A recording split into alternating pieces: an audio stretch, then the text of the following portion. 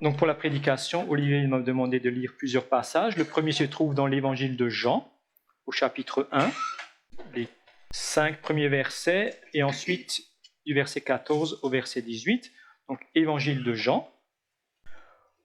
Au commencement était la parole, et la parole était avec Dieu, et la parole était Dieu. Elle était au commencement avec Dieu.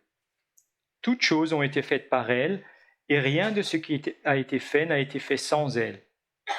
En elle est la vie, et la vie était la lumière des hommes. La lumière luit dans les ténèbres, et les ténèbres ne l'ont point reçue. Verset 14. Et la parole a été faite chair, et elle a habité parmi nous, pleine de grâce et de vérité. Et nous avons contemplé sa gloire, une gloire comme la gloire du Fils unique venu du Père. Jean lui a rendu témoignage et s'est écrié : c'est celui dont j'ai dit, celui qui vient après moi m'a précédé, car il était avant moi. Et nous avons tous reçu de sa plénitude, et grâce sur grâce. Car la loi a été donnée par Moïse, la grâce et la vérité sont venues par Jésus-Christ. Personne n'a jamais vu Dieu. Dieu le Fils unique, qui est dans le sein du Père, est celui qui l'a fait connaître. Et le deuxième passage, c'est dans le premier livre, donc dans la Genèse, le chapitre 1. Et ce sont les 3 premiers versets de Genèse 1.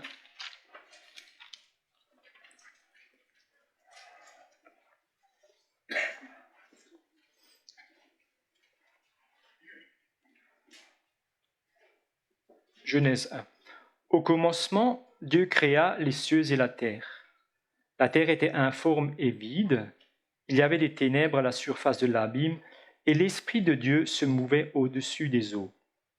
Dieu dit que la lumière soit, et la lumière fut. Dieu vit que la lumière était bonne, et Dieu sépara la lumière d'avec les ténèbres. Et le psaume 119, les 16 premiers versets.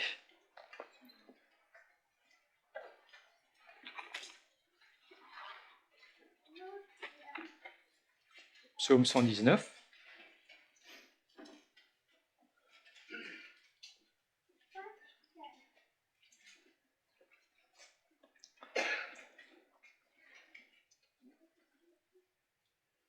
Heureux ceux qui sont intègres dans leur voie, qui marchent selon la loi de l'Éternel. Heureux ceux qui gardent ses préceptes, qui le cherchent de tout leur cœur, qui ne commettent point d'iniquité et qui marchent dans ses voies. Tu as prescrit tes ordonnances pour qu'on les observe avec soin. Puissent mes actions être bien réglées, afin que je garde tes statuts. Alors je ne rougirai point à la vue de tous tes commandements. Je te louerai dans la droiture de mon cœur en apprenant les lois de ta justice. Je veux garder tes statuts, ne m'abandonne pas entièrement. Comment le jeune homme rendra-t-il pur son sentier ? En se dirigeant d'après ta parole. Je te cherche de tout mon cœur, ne me laisse pas m'égarer loin de tes commandements. Je serre ta parole dans mon cœur afin de ne pas pécher contre toi. Béni sois-tu, ô Éternel. Enseigne-moi tes statuts. De mes lèvres, j'énumère toutes les sentences de ta bouche. Je me réjouis en suivant tes préceptes, comme si je possédais tous les trésors. Je médite tes ordonnances, j'ai tes sentiers sous les yeux. Je fais mes délices de tes statuts. Je n'oublie point ta parole. Jusqu'ici la lecture, et je laisse la place à Olivier pour la prédication.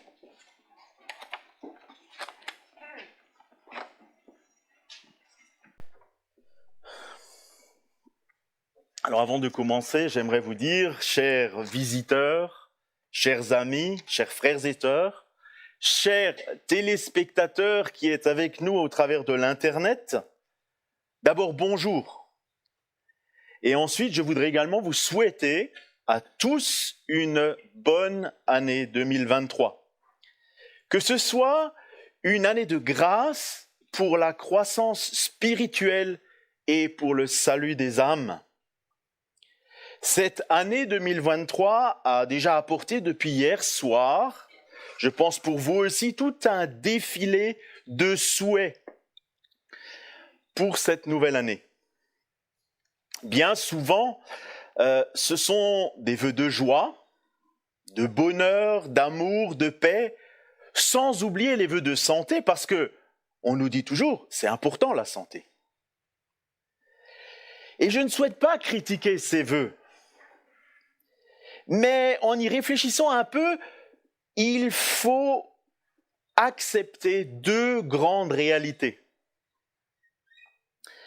La première grande réalité, c'est que quelle que soit votre manière de ressentir le temps qui passe, cette année, notre Terre va tourner 365 fois sur elle-même en faisant un grand tour du Soleil, et puis elle sera finie. Et il faudra recommencer, parce que le temps passe. Et que finalement, le temps qui passe, c'est un instant après l'autre, une seconde après l'autre, une heure après l'autre, et le temps défile. La seconde grande réalité, c'est que certaines personnes qui nous entourent risquent de ne pas finir l'année 2023. Je ne souhaite à personne de mourir, mais la mort menace. C'est un fait. Il y a quelques années, un serviteur de Dieu dans la fleur de l'âge, Edward Nelson, est décédé en plein milieu d'année en faisant de l'escalade. Il était au service de Dieu, son Église avait besoin de lui. Il n'était plus. Il n'a pas fini l'année. Alors que ce soit par l'âge qui avance, par la maladie, ou par la guerre qui finalement menace quand même au bord de l'Europe, même si elle est encore un peu loin. Oui, que nous le voulions ou non, cette année ne sera pas une année entière de bonheur. Non. Le bonheur sera certainement, à un moment ou un autre, ininterrompu. Et ce sera le cas aussi pour l'année prochaine, et puis celle qui vient. Mais c'est un fait, nous recherchons le bonheur, n'est-ce pas? Vous ne cherchez pas le bonheur? Vous ne souhaitez pas être heureux? Nous souhaitons tous le bonheur, d'être heureux, même d'être bien heureux. Et nous souhaitons que ce bonheur ne s'arrête pas.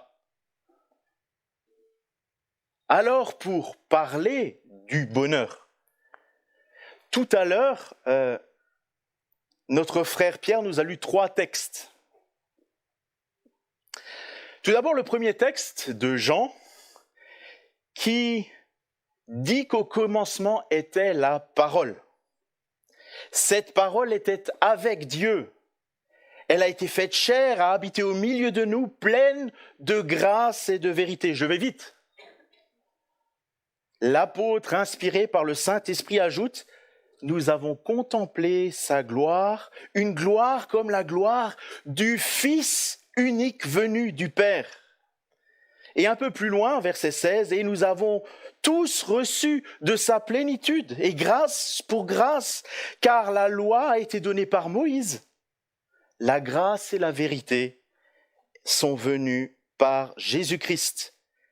Personne n'a jamais vu Dieu. Le Fils unique qui est dans le sein du Père est celui qui l'a fait connaître. Il identifie donc dans ce passage Jésus-Christ comme la parole qui était avec Dieu, et cette parole était Dieu. Elle était au commencement avec Dieu, puis il nous fait comprendre que cette parole est Fils unique de Dieu, et que ce Fils est le Seigneur Jésus-Christ.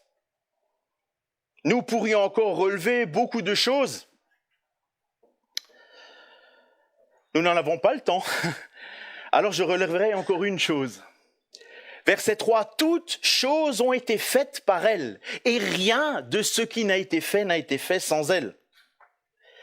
L'apôtre nous dit que Jésus qui est Dieu, Jésus qui est la parole, est aussi le créateur de toutes choses. Et c'est à cause de cela que j'ai demandé à notre frère Pierre de lire Genèse 1, versets 1 à 3. Dans ce texte, nous voyons le vide. Et Dieu qui intervient par sa parole. Et sa parole crée. Et sa parole donne vie. La parole qui est Dieu est donc vraiment puissante. N'est-ce pas? Nous savons que ce Dieu, comme nous l'avons lu en Jean, se révèle par la parole, cette fois-ci aussi écrite, car la connaissance de la loi et la connaissance de Christ, nous les trouvons dans l'Écriture. Et évidemment, ce n'est pas par hasard que j'ai demandé à notre frère aussi de lire les 16 premiers versets du psaume 119, que nous ne pouvons pas lire entièrement, faute de temps, avec ces 176 versets. Dans chacun de ces versets, le psalmiste, inspiré par Dieu, parle de cette parole, avec des synonymes. Et les 3 premiers versets, je vais les relire à ma manière. Bienheureux ceux qui sont intègres dans leur voie, qui marchent selon la loi de l'Éternel.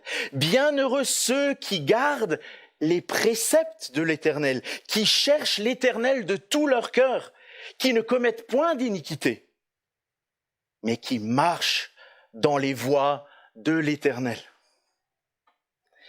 Le mot « heureux » dans vos Bibles, et dans certaines « bienheureux », le mot « écher » traduit de l'hébreu par « heureux », il faudrait plutôt le prendre comme « bienheureux », qui représente une chance très favorable, un signe de promesse, de bonheur. Parce que c'est ça que dit le texte, bienheureux. Et justement, ce bonheur, dans ces 3 versets, est lié à l'attachement et au suivi continu de la parole écrite qui est exprimée au travers de tous les 176 versets. En fait, selon l'Écriture, le bonheur est lié à l'attachement à l'Écriture. Alors ce matin, premier jour de l'année, je vous propose d'aller encore un peu plus loin dans la recherche du bonheur au travers de la parole, pour savoir comment être bienheureux pour toujours par la parole.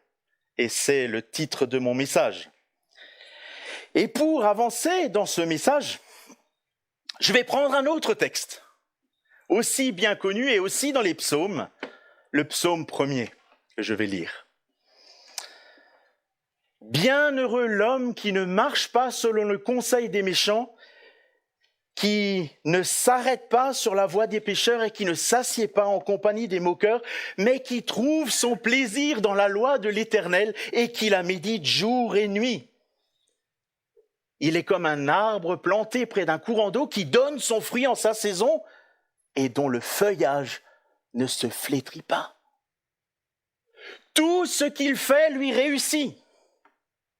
Il n'en est pas ainsi des méchants. Ils sont comme la paille que le vent dissipe. C'est pourquoi les méchants ne résistent pas au jour du jugement, ni les pécheurs dans l'assemblée des justes, car l'Éternel connaît la voie des justes, et la voie des pécheurs mène à la ruine. Ce psaume commence par la même idée du début du psaume 119. Bienheureux, bienheureux.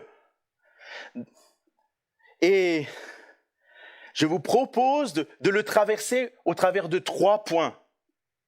D'abord la parole acceptée, versets 1 à 3. Ensuite la parole rejetée, verset 4. Puis la parole qui s'accomplira, versets 5 et 6. Alors, la parole acceptée, versets 1 à 3.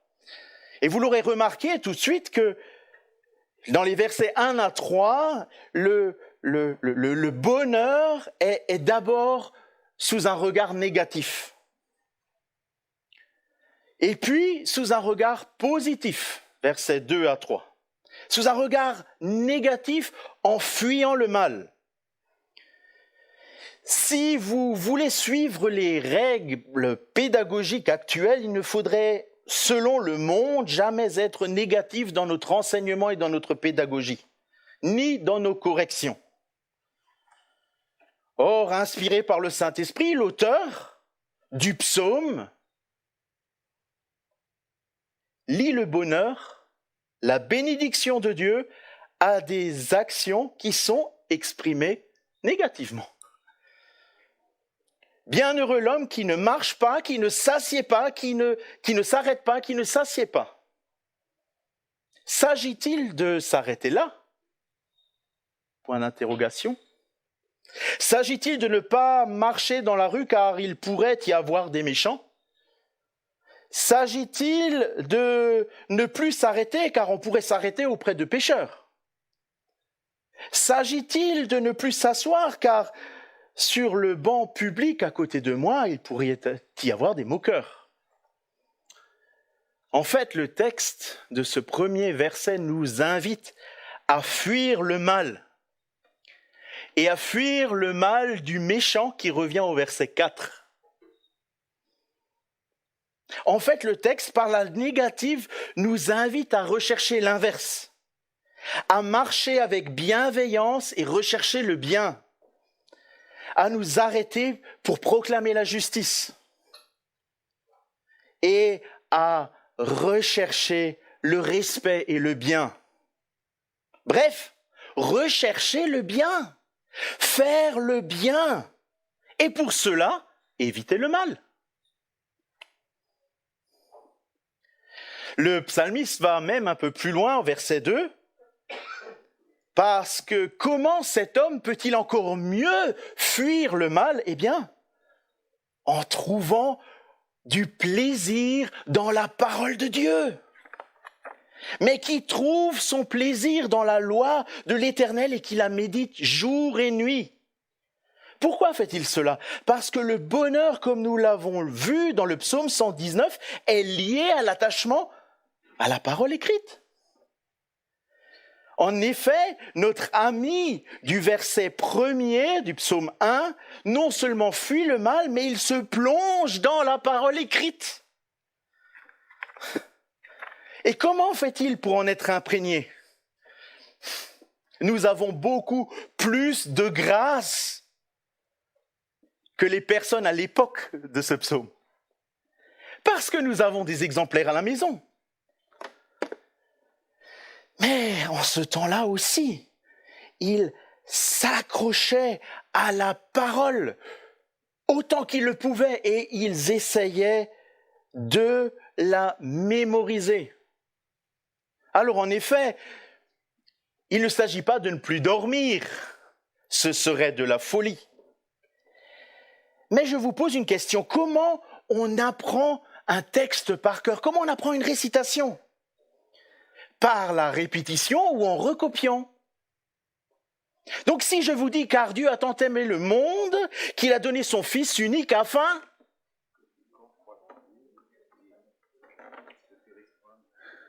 Voilà, vous avez mémorisé un verset de la parole de Dieu. Ou si je vous dis « L'Éternel est mon berger, je ne… » Oui, encore un texte de la parole de Dieu. Ou si je vous dis « Notre Père qui es aux cieux », voilà, encore un texte de la parole de Dieu. Pourquoi vous les connaissez? Peut-être parce qu'ils sont beaux, peut-être parce que le contenu de ces passages vous touche ou est important pour vous. Mais une chose est sûre, c'est que ces passages, vous les avez passés et repassés dans votre tête, vous les avez médités. Et sans ouvrir la Bible, vous pouvez encore les méditer. Vous pouvez les méditer en vous endormant. Vous pouvez les méditer en vous réveillant. Et de tels passages ainsi peuvent influencer toute notre vie. Donc, il faut lire pour s'imprégner de la parole de Dieu. Le pasteur Ralph Challis avait dit un jour lors d'une conférence, « Comment voulez-vous que des personnes connaissent le Seigneur s'ils ne lisent pas toute la Bible ? Si on ne fait que lire les passages qu'on aime bien ? Si vous ne savez pas ce qui se passe dans le prophète Joël, dans Malachie, dans Osée, nous sommes dans Osée avec notre pasteur. Et j'ajouterais peut-être aux paroles de Ralph Challis qu'il est bon de lire des livres qui parlent de la Bible, si on lit la Bible. Si on ne lit pas la Bible, il faut lire la Bible, pas les livres. Et si on lit la Bible, alors on peut lire des livres à côté. Parce que c'est dans cette parole qu'on est enrichi par notre Dieu. L'apôtre Paul disait, et je vais ce matin utiliser des passages de la parole pour encourager la parole. L'apôtre Paul disait dans Romains 10, « Ainsi la foi vient de ce que l'on entend, et ce que l'on entend vient de la parole de Christ. » Comment la foi peut-elle venir si vous n'entendez jamais la parole de Christ, si vous n'entendez jamais les 4 évangiles, si vous ne lisez jamais le Nouveau Testament, si vous ne lisez jamais les prophéties de l'Ancien Testament, si vous ne lisez jamais le proto-évangile de Genèse 3? Comment connaître le Christ qui se révèle par la parole? Car le Seigneur disait lui-même dans Luc 6, 47, « Je vais vous montrer à qui ressemble tout homme qui vient à moi, entend mes paroles et les met en pratique. » Et il parle d'un homme qui bâtit sa maison sur le roc. Une maison inébranlable. C'est celui qui entend les paroles du Christ et qui les met en pratique. Et il y en a un autre, un peu farfelu, qui construit sa maison sur la plage. Et sa maison ressemble comme tous les blocos de Normandie, qui après des années de vagues, tanguent et s'enfoncent dans le sable. Parce qu'il n'y a pas le roc, parce qu'il n'y a pas cette puissance de Christ, de la parole, qui nous est transmise par la parole. Il est comme un arbre planté près d'un courant d'eau qui donne son fruit en sa saison et dont le feuillage ne se flétrit pas. Quel exemple! Parce qu'un arbre, un bon arbre, un séquoia géant ou un gros baobab vit des siècles. Des siècles. Si ses racines sont régulièrement abreuvées par de l'eau, il vit. Il produit son fruit en sa saison et certainement que son feuillage ne se flétrit pas.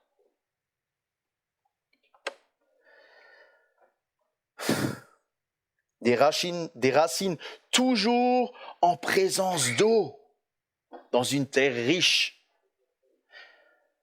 C'est encore une image d'une vie attachée à la parole de Dieu et dépendante de Dieu. Ainsi, la nourriture spirituelle vient nourrir l'être intérieur et permet à cet arbre de porter des fruits en corrélation avec sa nature et en corrélation avec la nourriture qu'il reçoit. Vous savez que vous pouvez acheter des roses qui sont noires ou des roses qui sont bleues. Et vous savez comment ça se fait qu'elles sont bleues? C'est qu'on leur a mis dans leur eau du bleu de bromothymol qui est monté à travers la sève et qui allait dans les pétales. C'est pas naturel, les roses bleues. Mais si l'on veut porter la couleur de la royauté du Christ, c'est pas naturel en nous. Il faut se laisser abreuver par la parole de Dieu qui transparaîtra au travers de nous. Le pasteur Charles Spurgeon disait que la parole produit chez le juste la patience dans la souffrance, la foi dans l'épreuve et la sainte joie dans la prospérité. Toujours de la mesure et toujours de la reconnaissance et toujours de la dépendance de Dieu. De plus, il réussit tout ce qu'il fait. Tout ce qu'il fait. Imaginez le bonheur de réussir tout ce que vous faites. Une sœur qui n'est pas douée dans la cuisine, chaque fois qu'elle fait un gâteau, il est trop cuit. Imaginez que gâteau après gâteau, il est toujours magnifique. Bien entendu, il ne s'agit pas de gâteau. Il s'agit de notre vie spirituelle. Comment réussir cela ? Eh bien, la vie doit être liée à la volonté de Dieu, celle qui se trouve dans la lecture de la parole, sa sainte écriture. Et même la prière est conditionnée par la lecture de la parole. Si quelqu'un ne sait pas prier, qu'il lise des psaumes, il aura du vocabulaire pour sa prière. Les psaumes que nous avons lus ce matin sont des prières. Vous lisez les passages dans le Nouveau Testament, vous avez des prières du Seigneur Jésus qui viennent enrichir notre vocabulaire pour servir le Seigneur dans la prière. Ainsi, la parole est acceptée dans cette âme et transforme cette vie. Malheureusement, certains rejettent la parole. Et c'est notre deuxième point, la parole rejetée. Verset 4. Il nous arrive bien souvent, ou de temps en temps, parce que forcément, au travers de la lecture et au travers de nos lectures, nous connaissons toujours un peu plus la parole, mais il y a toujours des nouveautés à découvrir, des choses que nous ne savons pas encore, des choses cachées que le Seigneur nous révèle au fur et à mesure que nous avançons dans notre vie. Mais il nous arrive de lire dans la Bible des choses difficiles à entendre, difficiles à comprendre, difficiles à accepter. Parfois, il faut chercher des explications. Parfois, il faut chercher dans le contexte pour comprendre ce que le texte dit. Parfois, il faut chercher dans l'histoire du texte pour comprendre de quoi on est en train de parler, ou quelle est la situation que traversait le peuple d'Israël pendant que ce prophète est en train de parler. Quel péché terrible ils ont traversé. Mais ici, dans le verset 4 de ce psaume, tout est clair, facile à comprendre. Vous savez quelle est la difficulté de ce verset 4 ? La difficulté de ce verset 4, c'est de l'accepter. C'est de l'accepter. Car ce psaume déclare une triste vérité qui nous montre d'un côté le juste, verset 1 et à 3, qui réussit tout ce qu'il fait à cause de son attachement à la parole de Dieu. Et en face de cela, verset 4, il n'en est pas ainsi du méchant. Des méchants, ils sont comme la paille que le vent dissipe. Non, il n'en est pas ainsi des méchants, parce qu'il ne peut pas en être ainsi. Parce que le méchant rejette la parole, parce qu'il ne s'attache pas à la parole, parce qu'il ne se nourrit pas de la parole, parce qu'il fuit la parole de Dieu, au lieu de fuir le mal.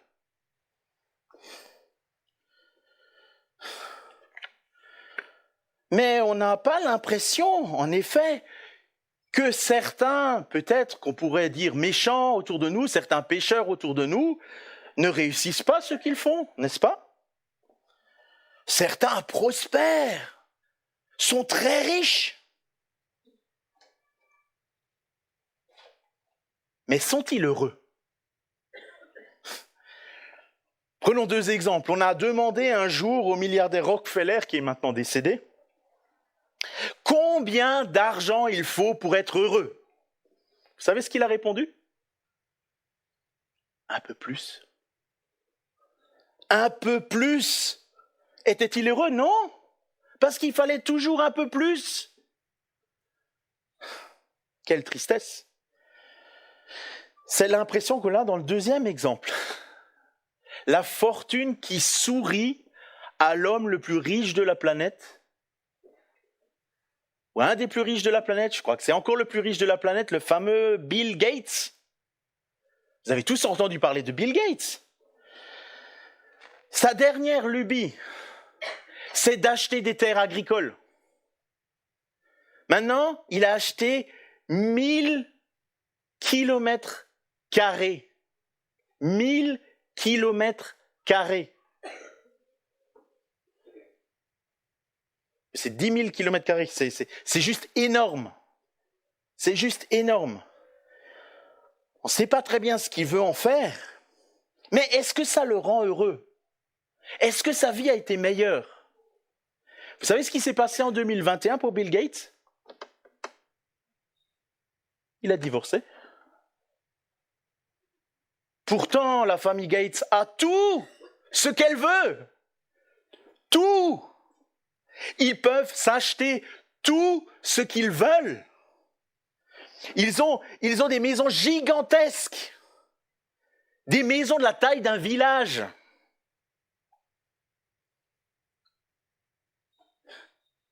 Mais ça ne suffit pas pour le bonheur.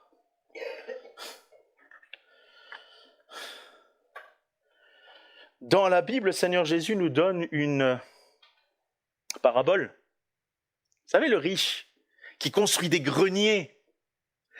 Il est tellement riche qu'il met encore tout ce qu'il a amassé dans des greniers. Maintenant, il est vraiment riche, il peut profiter de sa richesse. Et qu'est-ce qu'on lui dit? Malheureux, tu vas mourir.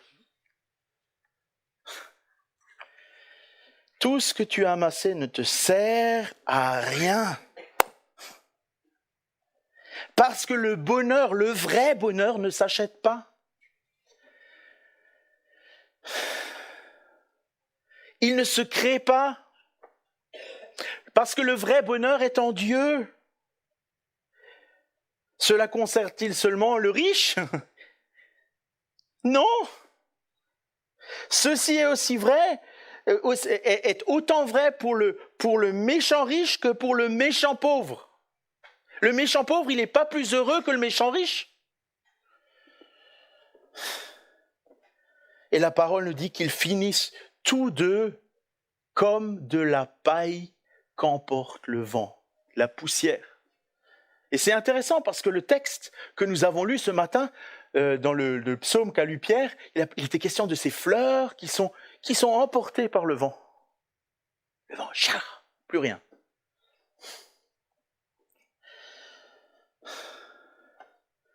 On peut considérer à ce propos la prière de Moïse.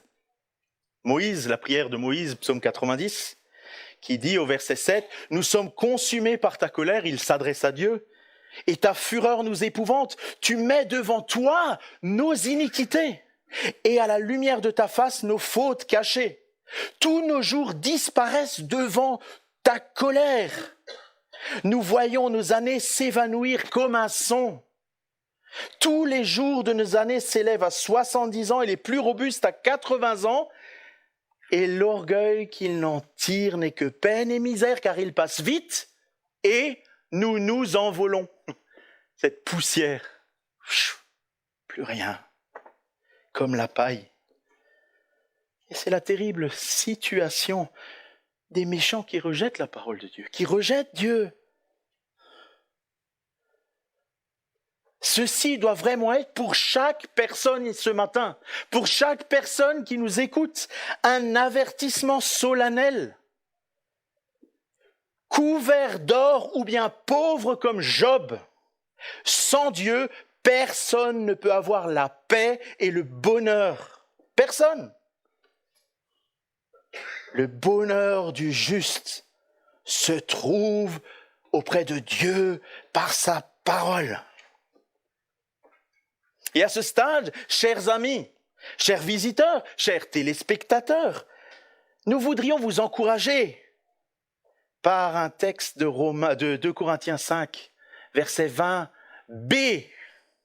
Juste une petite phrase où l'apôtre Paul crie. C'est pas marqué qu'il crie, mais il crie. Nous vous en supplions au nom de Christ, soyez réconciliés avec Dieu. Soyez réconciliés avec Dieu. Mettez votre vie en règle. Acceptez l'Éternel et sa parole. Mais certains n'acceptent quand même pas. Peut-être en faites-vous partie ce matin. Vous vous dites, heureusement tout va s'arrêter à ma mort, hein? Comme une ampoule qu'on éteint. Mais est-ce que c'est vrai? Non. Il n'y a rien de plus faux. Et ceci nous conduit à notre troisième point, la parole qui s'accomplira. Versets 5 à 6. Le texte nous parle du jour du jugement au verset 5. C'est pourquoi les méchants ne résistent pas au jour du jugement, ni les pécheurs dans l'assemblée des justes, car l'Éternel connaît la voie des justes, et la voie des pécheurs mène à la ruine. Vous vous rendez compte, dans ce texte, il n'y a que deux côtés. Vous ne pouvez pas vous mettre à cheval entre les deux. Soit vous faites partie des justes, soit vous faites partie des méchants, ou des pécheurs, si vous voulez. Si cela vous effraie, alors sachez que c'est une réalité. Le Tout-Puissant affirme que si vous faites partie des pécheurs, des méchants, vous ne résisterez pas au jour du jugement. Peut-être vous croyez-vous quand même un petit peu juste quand même, hein, un petit peu. Mais Dieu affirme dans Romains 3 qu'il n'y a pas de juste, pas même un seul. Nul n'est intelligent, nul ne cherche Dieu, tous sont pervertis, tous sont égarés. Il n'en est aucun qui fasse le bien, pas même un seul. Mais alors qui est juste? Qui? De par nature, aucun d'entre nous. Aucun. Parce qu'il y avait un juste, un seul juste, qui était entièrement juste et pleinement juste. C'est la parole incarnée, c'est le Fils de Dieu, c'est le Seigneur Jésus-Christ qui était pleinement juste. Il a vécu une vie parfaite sans péché. Il est le juste qui non seulement connaissait la parole, mais qui l'a accomplie. De lui, on peut pleinement affirmer tout ce qu'il a fait lui a réussi. Tout. Ce qu'il a réussi par-dessus tout, ce qui nous émeut, nous autres chrétiens, ce qui nous fait pleurer, c'est d'avoir accompli la volonté de Dieu en s'offrant à la croix. C'est ce que nous dit Jean 1. Dieu qui a envoyé son Fils sur cette terre pour être non seulement la lumière qui dévoile la vérité, mais encore, il a accepté d'aller jusqu'à cette fameuse croix pour expier, pour payer la dette, pour racheter les pécheurs, pour rendre possible ce salut, pour rendre justes les injustes. Oui, après la mort vient le jugement. Et Hébreux 9 nous le dit au verset 27, « Et comme il est réservé aux hommes de mourir une seule fois, après quoi vient le jugement ?»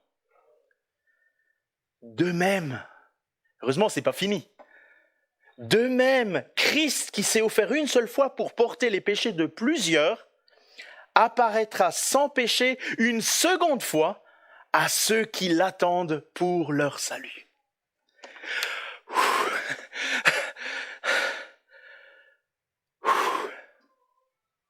Quelle grâce! Parce qu'il y a ceux qui l'attendent, qui attendent des coups de fil aussi.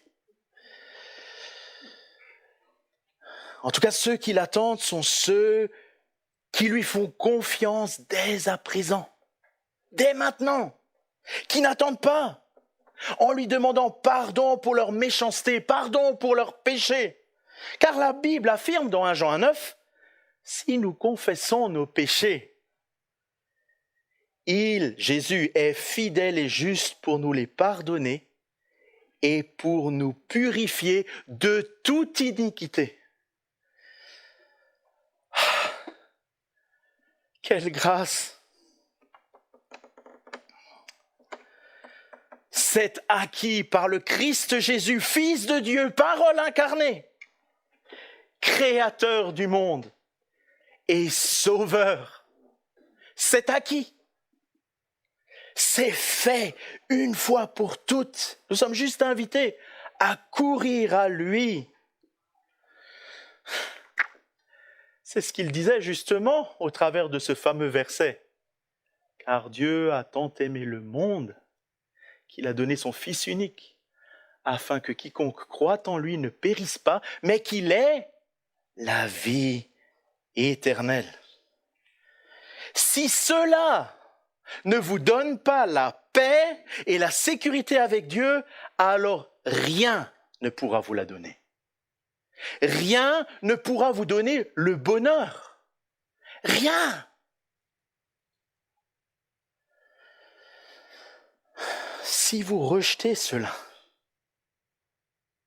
cette offre de Dieu, ce salut offert, ce pardon accordé, alors s'accomplira le verset 6. Car l'Éternel connaît la voie des justes, mais la voie des pécheurs mène à la ruine.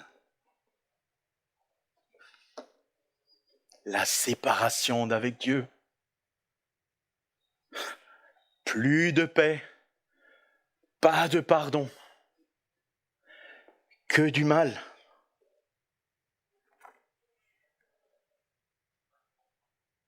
L'Éternel connaît la voie des justes. Il connaît la voie de ces justes qu'il s'est rachetés par le sang de Christ.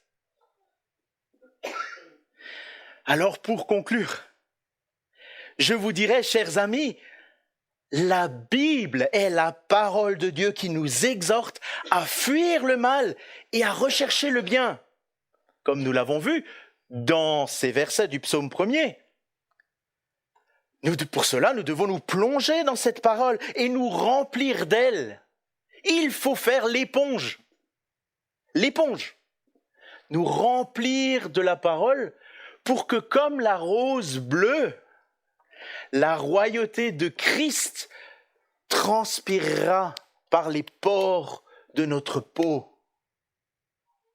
Et ainsi, toute notre vie, toute notre décision sera touchée, sera influencée, sera conduite par cette parole sainte de Dieu. C'est beau de savoir que l'Éternel, le Créateur de toutes choses, le Christ, se révèle par cette parole. Le psaume 37, verset 4 nous dit, « Fais de l'Éternel tes délices, et il te donnera ce que ton cœur désire. » C'est merveilleux. Peut-être que les tordus se disent « Ah, il faut que je fasse de l'Éternel mes délices, alors j'aurai une grande voiture, un beau travail, beaucoup d'argent. Je serai plus riche que Bill Gates. » Mais si l'on fait de l'Éternel ses délices, si on puise dans la parole, si la royauté de Christ transpire par les pores de notre peau, cela ne nous intéressera plus. Ce ne sera plus le but premier de notre vie. Parce que l'argent n'est pas mauvais. C'est un bon outil qui est même utile à l'Église pour servir le Christ. Mais ce n'est pas notre Dieu.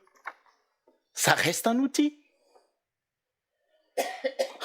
Oh, soyons conditionnés par le Seigneur.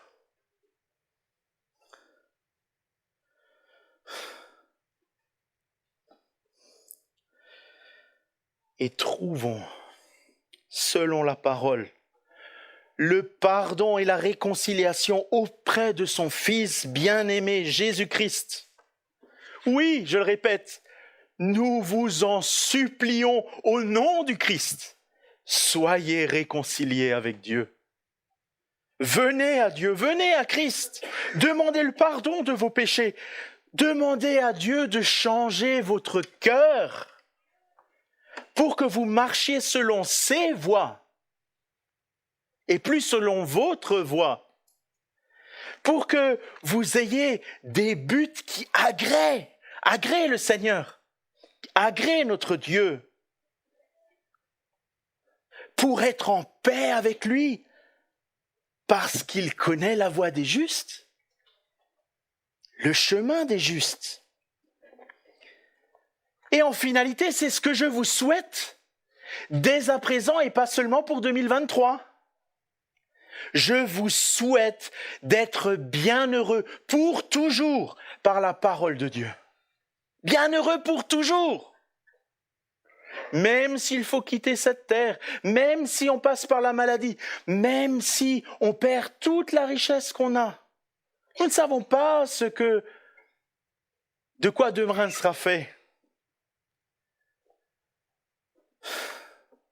Bienheureux pour toujours par la parole. Alors, chers amis, chers frères et sœurs, pour plaire à Dieu, plongeons-nous dans sa parole. Faisons de l'Éternel nos délices. Lisons toute la Bible. Une fois, 2 fois, essayons, 1 fois par an, 1 fois en 2 ans. Mais ne stagnons pas dans notre lecture de la parole de Dieu pour progresser avec lui. Oui, faire de l'Éternel nos délices. Ainsi, il nous conduira à faire ce que son cœur désire. Et ainsi, nous ne serons pas déçus. Parce que ce que son cœur désire est le plus important. Alors, nous allons finir par le verset 16 du psaume 119, qui nous dit, non, verset 11 du psaume 119, qui nous dit « Je serre ta parole contre mon cœur, afin de ne pas pécher contre toi. » Et que Dieu soit loué et béni pour ce trésor qu'il a mis entre nos mains et qui nous permet, chacun d'entre nous, de pouvoir lire, méditer et nous attacher à cette parole. Amen.